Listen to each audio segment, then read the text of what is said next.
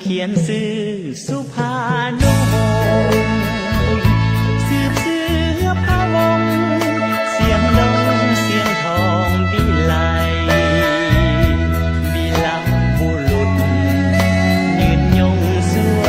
ทรงไทยสาลาวคนลาวเถิดไทยจะเลือกไว้คุณงามความดี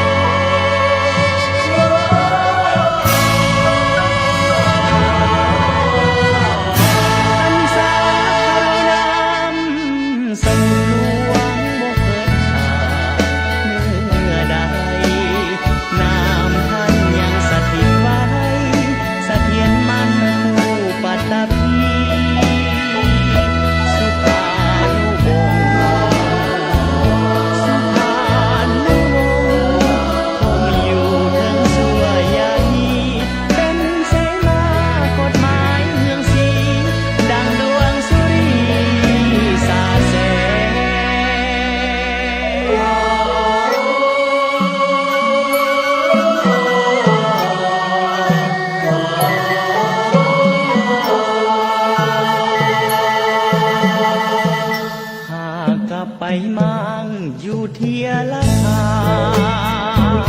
ดวงสุริยาช่องฟ้าบัวละพาแดงลูกลาวลานลาวน้อมเก้าถวายความฮักแพงห้อยหัวใจเป็นมาลัยแดงแด่เจ้าสายแดงสุภานุวงศ์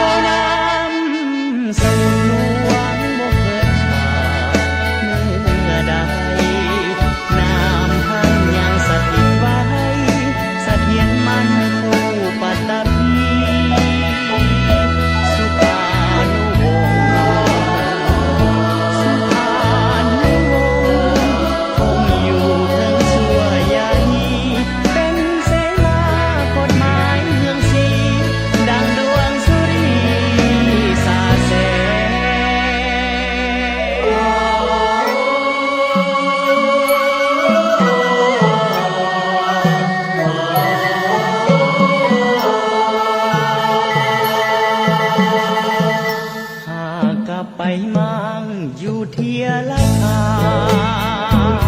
ดู